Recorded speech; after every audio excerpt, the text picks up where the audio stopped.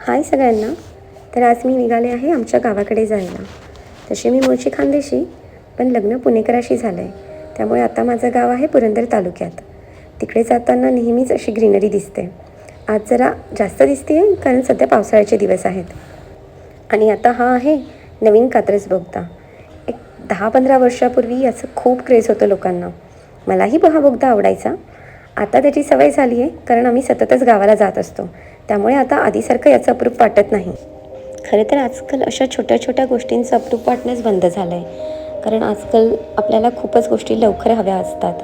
अगदी 5 ते 10 मिनटात ऑनलाईन सामान मागवला की तो घरी येतो.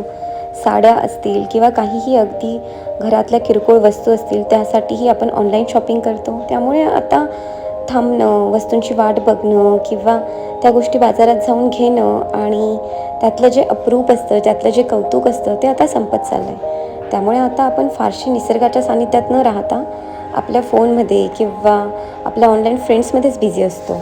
खरं तर असं बाहेर पडणं, निसर्गाच्या सानिध्यात राहणं, काही वेळ फॅमिलीसोबत घालवणं हे खूप जरुरी आहे आपल्या सगळ्यांसाठी.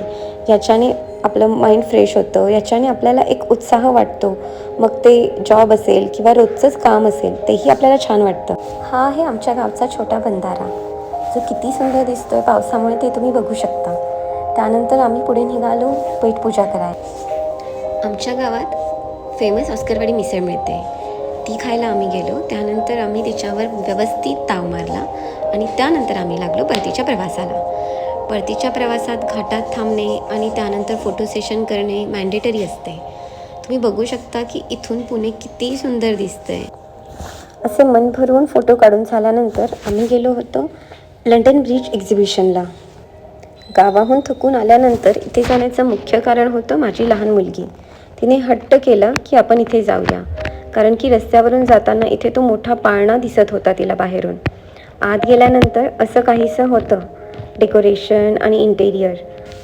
जर तुम्हाला लहान मुलं असतील आणि तुम्ही कात्रज साईडला राहत असाल तर तुम्ही नक्की या एक्झिबिशनला भेट द्या.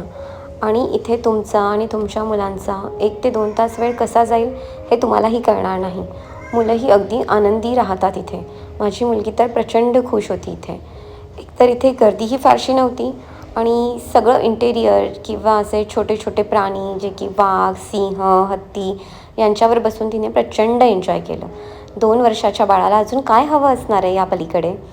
यानंतर आम्ही वेगवेगळ्या ठिकाणचे स्टॉल पाहिले. या स्टॉलवर पण वस्तू घेण्याची एक वेगळीच मजा आहे.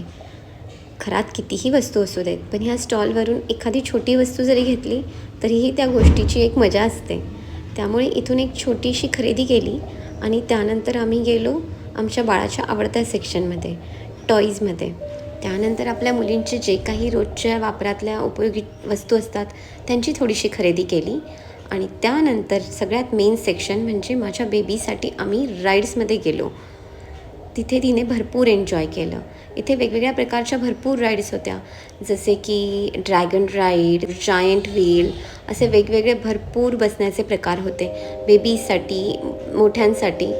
ह्या जॉईंट व्हीलमध्ये मला तरी भीती वाटते त्यामुळे मी बसले नाही, पण पाहून मजा आली. नंतर असे जेवण केले.